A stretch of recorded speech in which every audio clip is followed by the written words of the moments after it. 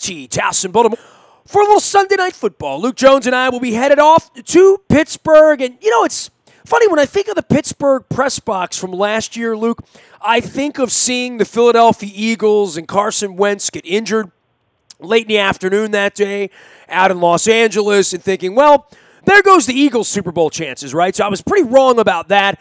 And I know on this particular Sunday, we all were leaving the locker room and coming out of the locker room. I know I was with you and Jeff Zrebeck. We were all watching our Twitter. The Garoppolo thing in San Francisco certainly feels like the biggest news of the weekend. But Tom Brady getting his ass kicked by the Lions on Sunday night, that's certainly a story. Obviously, the way the Bills played and the way the Vikings didn't, that was a story. Plenty going on in Week 3 of the NFL this week. Yeah, and I think you kind of buried the lead there. I mean, when you look at how big of an underdog the Buffalo Bills were going into Minnesota, and I know the Vikings were banged up. I mean, Dalvin Cook didn't play. They had some other guys out. But for them to not just go into Minnesota and beat the Vikings, they destroyed them. I mean, talk about turning a season on its head. And look, we do this every single year. We overreact to Week 1. First of all, we overreact to the preseason. We overreact to Week 1. We overreact to Week 2. We get to Week 3. We overreact when the Ravens lose. Well, sure. I mean, overreact to wins and losses. I mean, that's just what we do. But that was Buffalo beating Minnesota in the emphatic fashion that they did. I mean, when you have a week where Tom Brady and the Patriots lose by double digits to the Detroit Lions, and that's not even the top upset of the weekend, some crazy stuff went on. So clearly the Garoppolo injury will have the longest reach in terms of ramifications because all these other storylines are one game. What it means for him, what it means for the 49ers. Does Kyle Shanahan try to execute a trade to get Robert Griffin III, let's say? Who knows? I mean, what's going on? Colin Kaepernick's available. I'm just saying, and he looks good in that uniform. I'm just saying. I mean, I'm not holding my breath for that one. I think that ship sailed. Yeah, I think so too. But I mean, there's a history there with coach and quarterback. Would there be interest there? So I mean, as much as that's a Ravens thing, just in general, whenever you have a guy who, let's face it, wasn't yet a marquee quarterback, but what we saw last year, what we saw with him playing for New England in the place of a suspended Tom Brady a couple years ago, it's a shame. I mean, you don't want to see guys go down and get hurt. I mean, you don't want to see that. It's bad for the league. Non-contact, too. Really a strange play, right? Yeah. Well, I mean, typically the ACL injuries, I mean, for every one like Flacco's where James Hurst, was pushed into his leg, you have multiple non-contact injuries with the ACL. I mean, it's sad. There's no question about that. And what happens with the 49ers? I mean, I think now this eliminates any doubt about the Rams winning that division. Not that the 49ers were going to seriously challenge them, but it was a possibility at least. But I think you keep coming back to the upsets. Detroit over New England, Buffalo over Minnesota, the Titans with a really gutsy win over Jacksonville, and what was, as I said to you as we were following that score from the press box, kind of reminds you of an old AFC Central score right there, 9-6. And then give them credit, and as much as they looked really good when they went to Arizona Week 1 and won, and then they laid an egg against the Colts. Washington beats Green Bay, and the Packers suffer. It was a hell of a day for upsets and for dogs, right? Like, I mean, if I would have had my little card filled out, there's no way I would have circled Detroit. There's no way I would have circled Buffalo. There's probably no way I would have circled Washington, right? I mean, it was a big weekend for upsets, and I think turning the season on its side a little bit are the Dolphins at 3-0 and the Patriots at 1-2. I don't know that we've ever seen that, right? And as much as we'll talk about the Orioles in the offseason, and I always bring up the Yankees and the Red Sox, as long as they're looming, it really makes it tough on the Orioles and these other teams. As long as the Patriots loom, the rest of those teams were irrelevant. It really feels like the Patriots have been jarred here a little bit, and it's going to be interesting to see them try to wake up from a 1-2 start. Yeah, and let's be honest. I mean, we've seen New England struggle early in the season before. I mean, I think back to, what was it, 2 years ago, 3 years ago, where they were crushed by Kansas City on a Monday night game, and Yeah, that was when Belichick famously said, "We're on to Cincinnati," and Brady looked old. They looked bad, or relative. When I say bad, relative to what you typically expect from New England. Well, he looks like he doesn't have star players around him. It's certainly. I tend to agree with you on that. I mean, I don't think Brady's looked good, but at the same time, he has Gronkowski, and that's about it. I mean, Hogan's a nice player, but he's not a guy that inflicts any fear. He's not a guy that you have to game plan around. And I think that's a big reason why they were the team that executed the trade for Josh Gordon. I mean, it's a risk. There's no question. I mean, this guy had chance after chance after chance in Cleveland. And look, I'm empathetic to anyone that deals with substance abuse, but at the same time, it was very clear that Cleveland stuck by him for a really long time, and then they said, that's it. And I think for someone to stick by him as long as they did and then to give up as abruptly as they did. By the way, when I saw it on TV on Sunday night, the years and the games he's missed going back to 2013, it's unbelievable. I mean, it's incredible that the Browns waited and waited and waited and talked about him in seasons when they're going 0-16. That'll never happen again in this league, what Josh Gordon pulled off in Cleveland to hang around there. And it really does speak to, as Coach Billick always likes to say, your potential, right?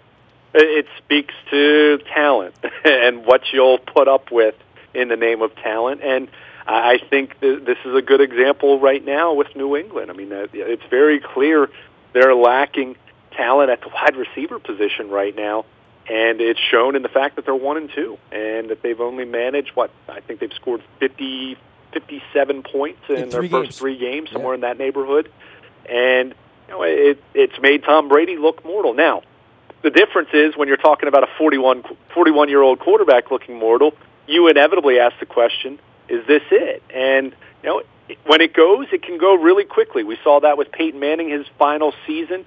We saw that with Brett Favre. By the way, it goes a lot more quickly when you don't have an O-line, you don't have wide receivers. No doubt. And I'm not putting all of it on Brady, but you asked that question. It's inevitable to ask that of someone who's 41 years old. I mean, Father Time is undefeated. No one, as far as I can tell, no one has played forever. So the end's going to come there at some point. So it's going to be fascinating to see how New England approaches this. What drastic measures do they take potentially to figure this out? And by no means am I writing them off. I mean, I think we've all seen that story way too many times. Yeah, Miami's off to a nice start. Give them credit, 3-0. Good for them. But I still look at the Dolphins, and I'm not buying that they're going to run away with that division by any stretch, or that they're going to win that division. But it makes things more interesting. And hey, they have a 2-game lead on the Patriots, and New England has to figure it out. And to your overall point, I think as much as everyone loves to hate the Patriots, and that's where there is value from a league-wide standpoint for them to be at their best, it also makes for a really interesting dynamic for really the entire AFC right now. I mean, who has it been the last couple of years? With apologies to Jacksonville last year, who made a terrific run to the conference championship game. It's been who? New England, and then Pittsburgh has been kind of the runner-up, at least in terms of perception in the AFC.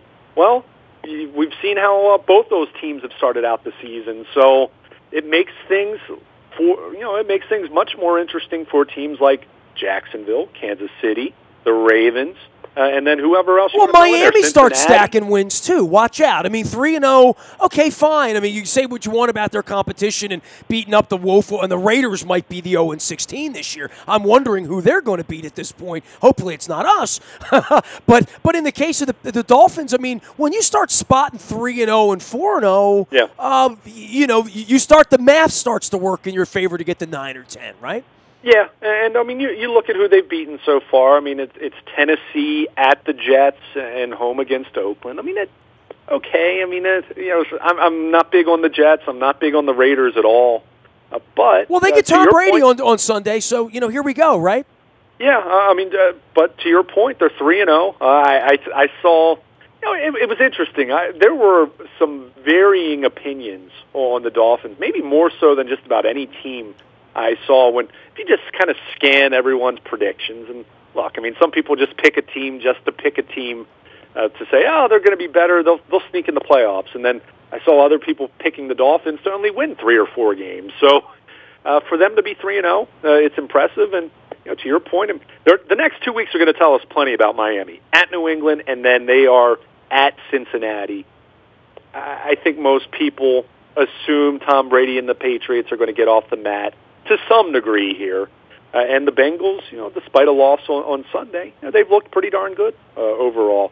So, if the Dolphins win, let's say one of those, and they're 4-1, then okay, I'll start buying a little more stock in them, at least in terms of being a playoff competitor.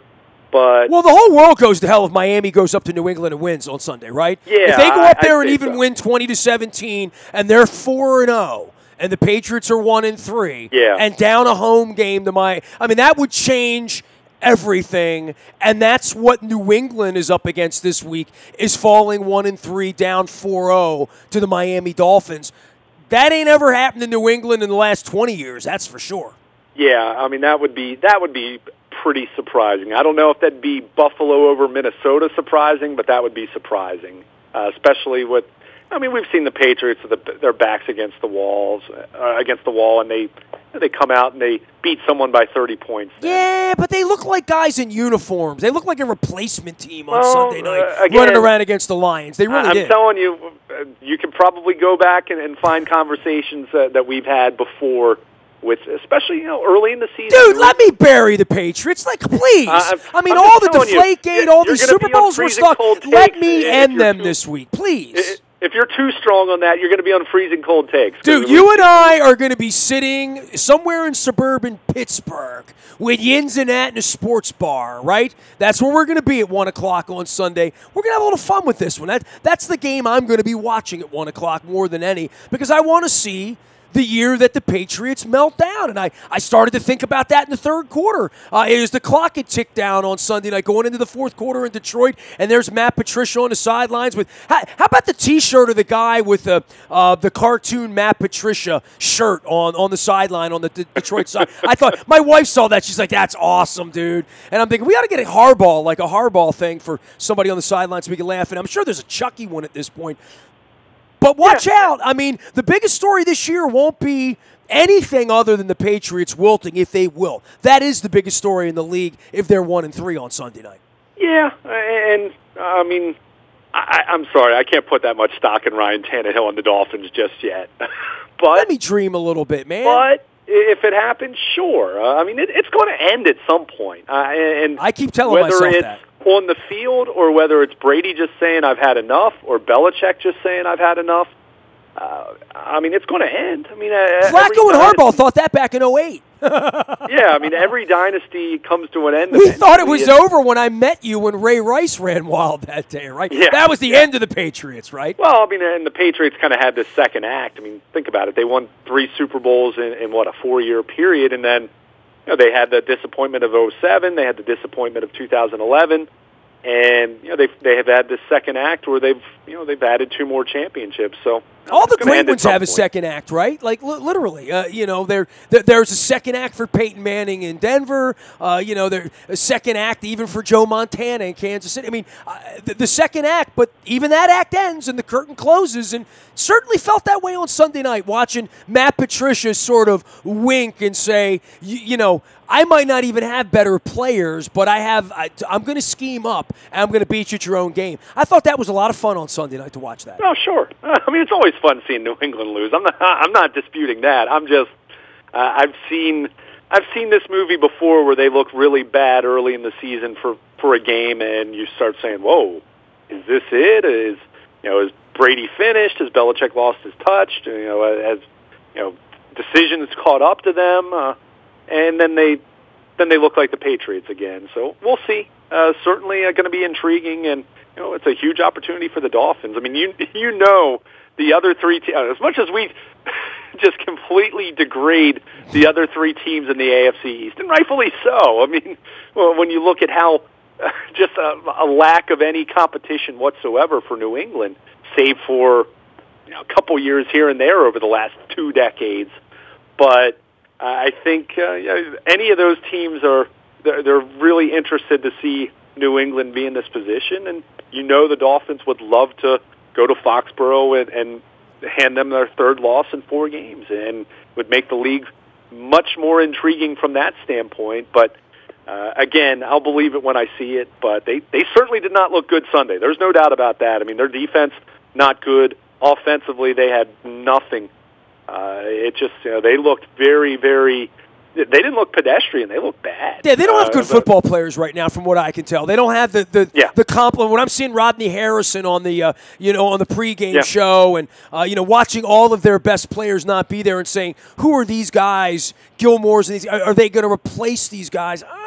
I don't know. And to your point, Brady is 41. All of our WNST programming brought to you by King Discount Liquors. Lottery, beer, booze, and the best prices in Baltimore. Get on out to Rosedale and give the King a ring. Also brought to you by Freedmont Mortgage. Don't make a 30-year mistake by choosing the wrong lender. You need the right lender. That's our friends at Freedmont Mortgage, sponsoring our swabbings for the Bone Marrow Registry. We're going to have a little announcement. I'm putting together a little night with Mark Andrews and Brent Urban soon, and I'll have those details for you a little later on in the week when I get them there.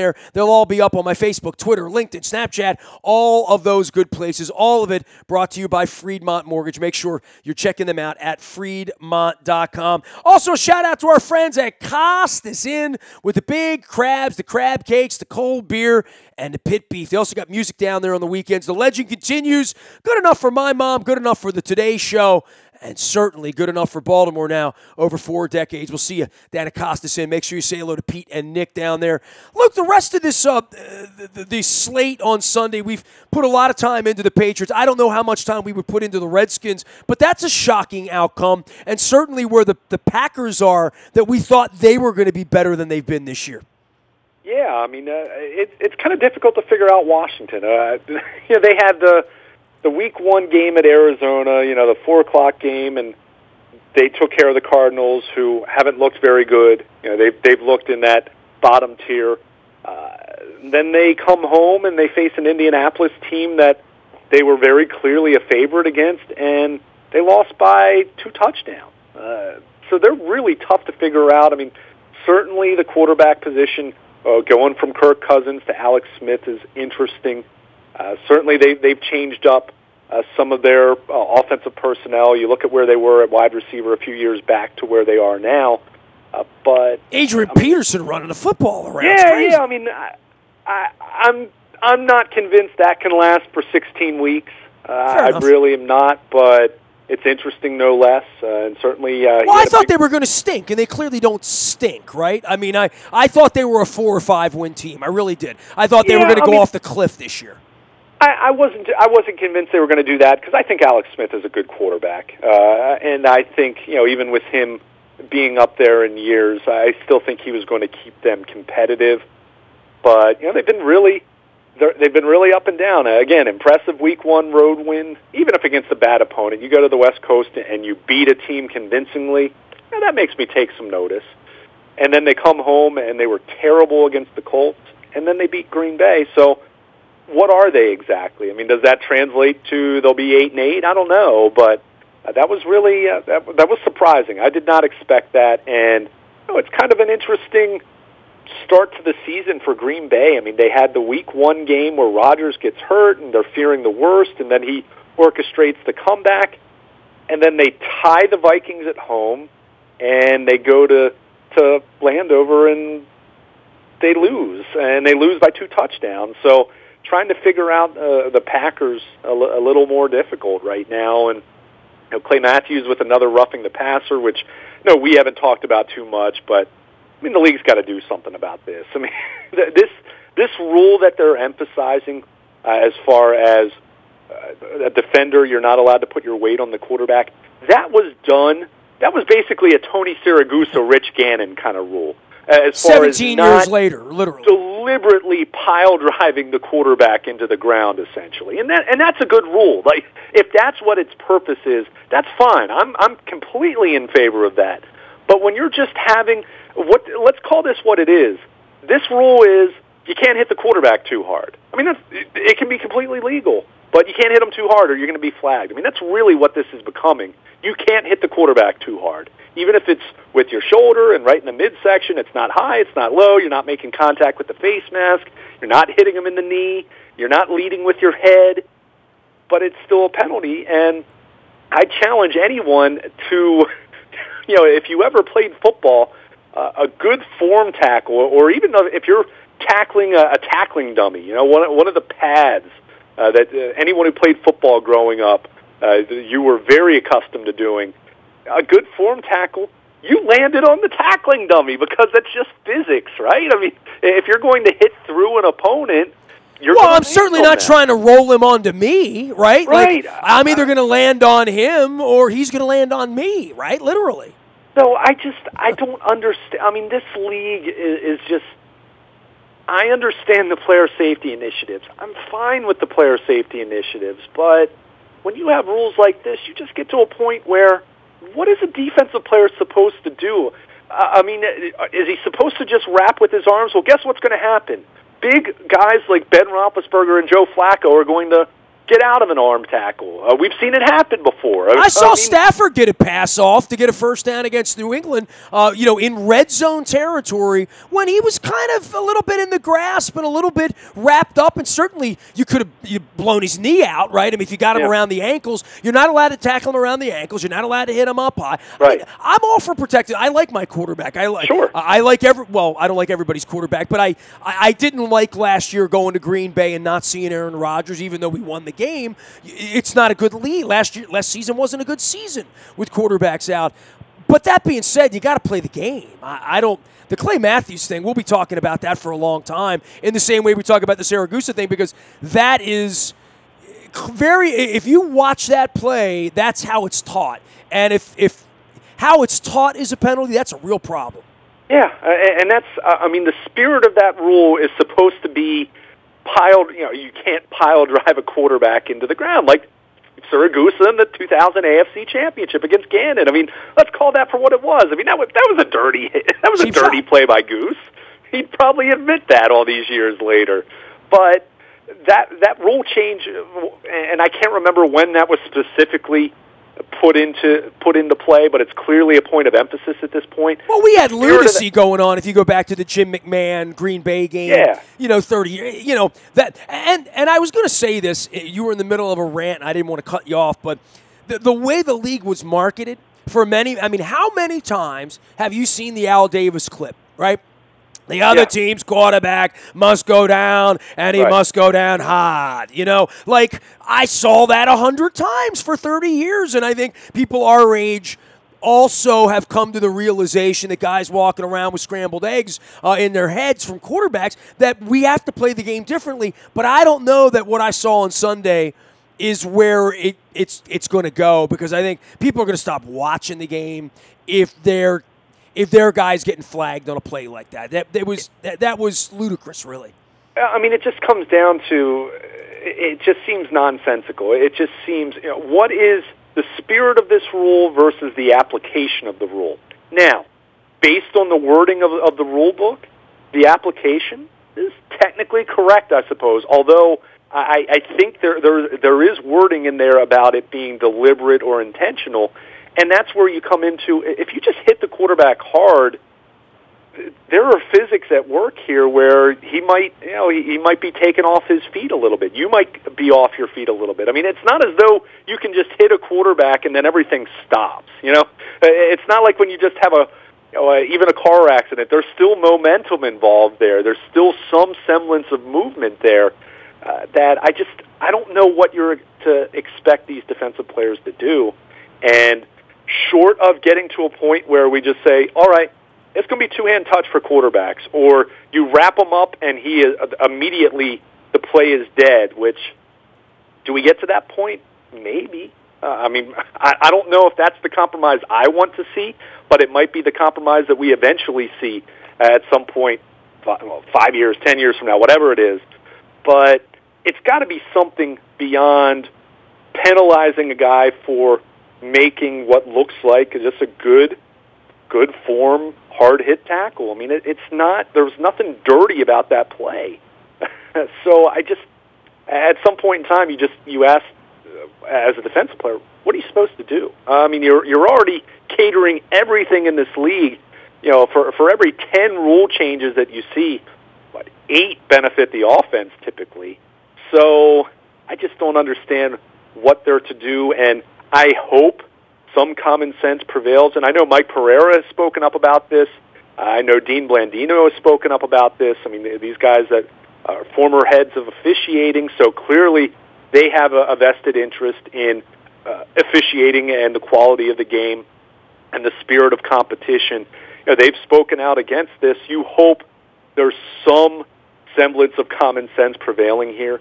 Again, we understand what the purpose of the rule is. It's not as though the rule itself is terrible. It's the application of the rule and just having some common sense about it and understanding what it's supposed to be. And I hope, perhaps, because what's the one thing we haven't talked about that we talked about a ton in the preseason? The new helmet rule. We've barely seen that called. It's been called a few times here and there around the league, but I think we've seen that the incidental violations of the helmet rule haven't been called because everyone understands that there's a difference between your helmet making contact with the player and leading with your helmet. There's a very distinct difference there. Everyone understands, yeah, let's take the kill shots. No one wants to see the spears. No one wants to see helmet-to-helmet, those types of plays. No one wants to see what happened to Ryan Shazier happen to someone else. So that rule in and of itself, I'm fine with, but it's the application where you go to make a tackle and the ball carrier moves or someone else hits them and then suddenly your helmet touches the ball carrier. That's not a flag. That's not what that's supposed to be.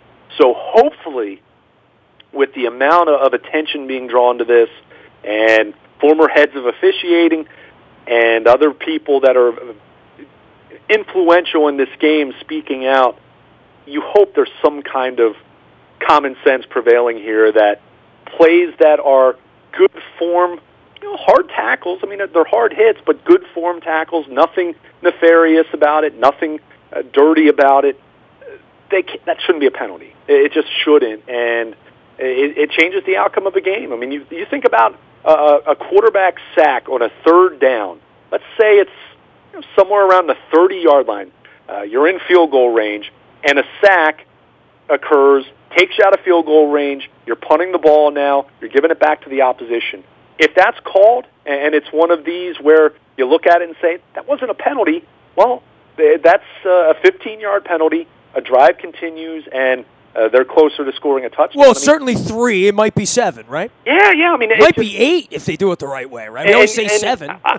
Believe me, I loathe complaining about officiating, but when you're talking about something like this, I mean, that is such a pivotal play right there. I mean, it's not quite as impactful as a turnover, but it's pretty close. And by the way, next week we're going to talk PI in 15 yards versus 80, right? Because I've been talking about that forever and reviewing that. To me, that's still the most egregious play in the sport.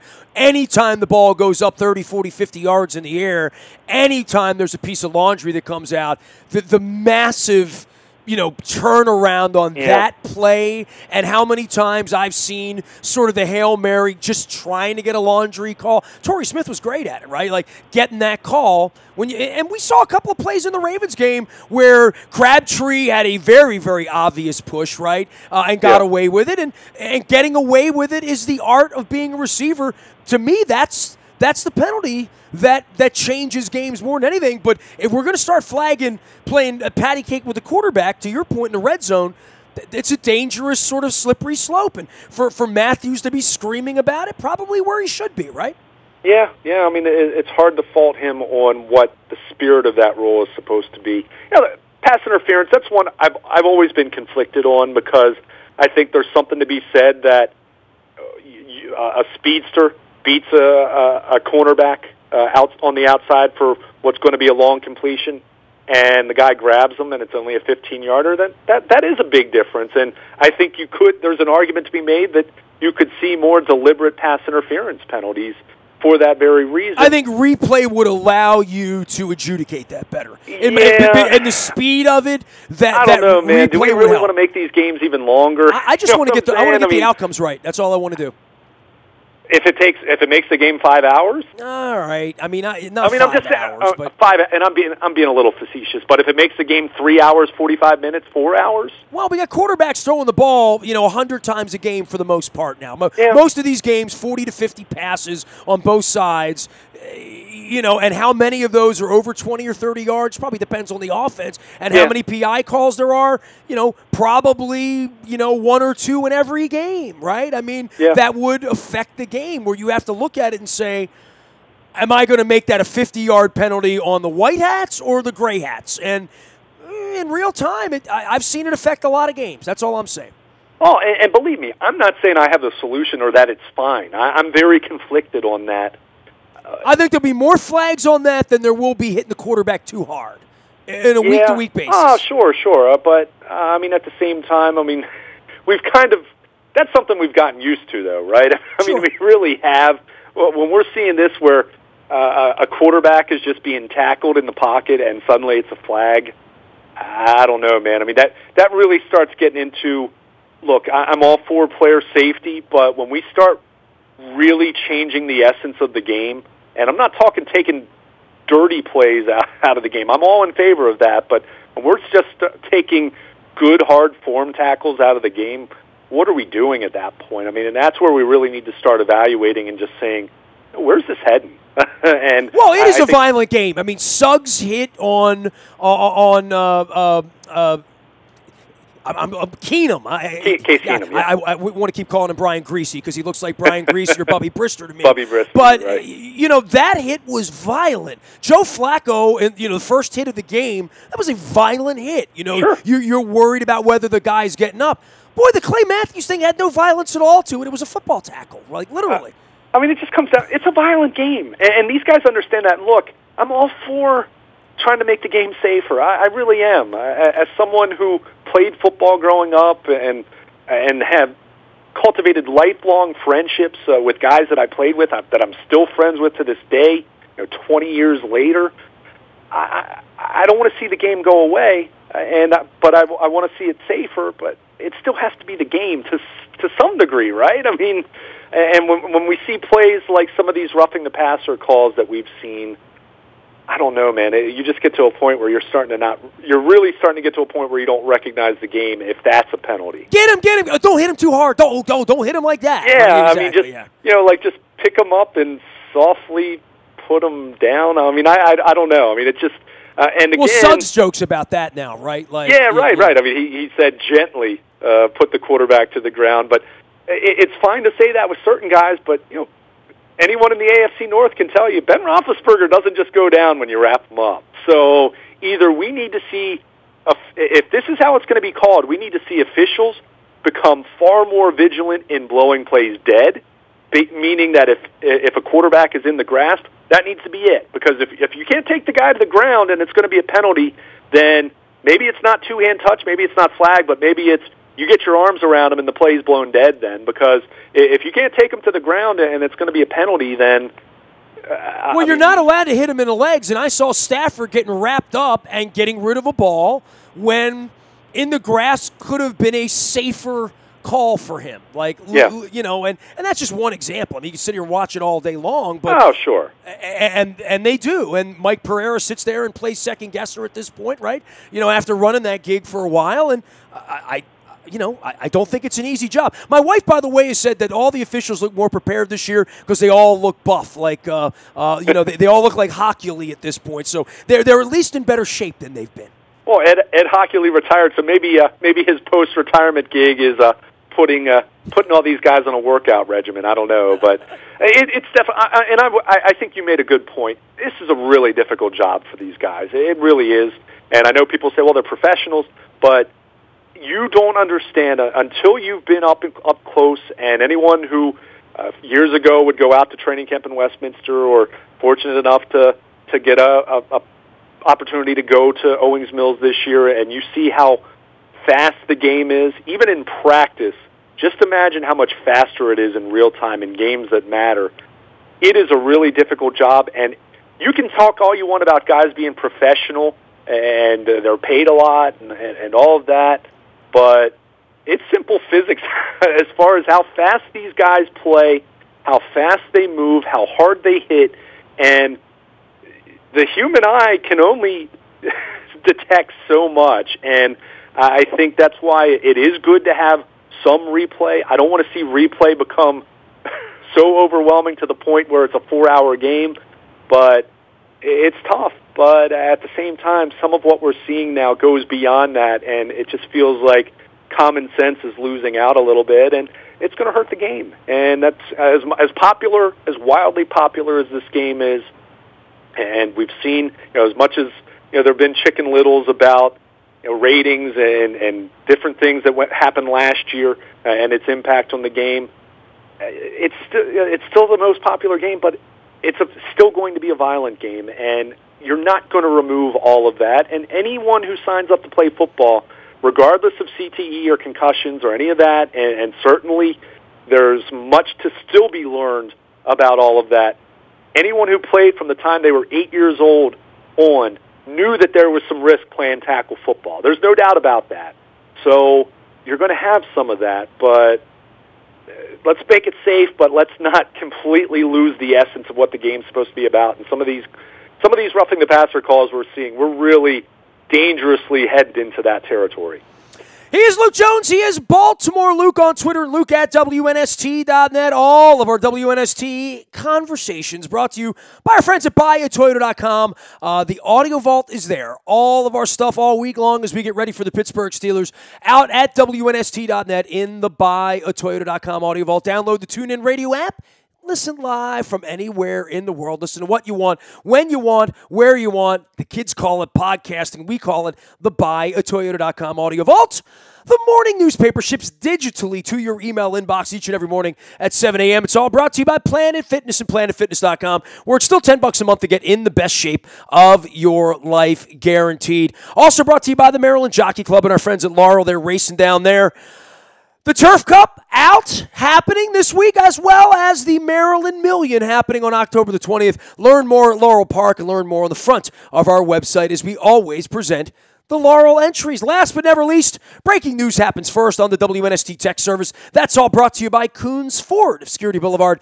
Dennis Kolatzos is here from 3 until 5 each and every Thursday. It is the SSV on WNST, replayed on Sundays and getting you ready for Pittsburgh week. Luke and I will be banging around the Owings Mills this week, headed off to Pittsburgh on Sunday for Mr. Rooney's Cookies.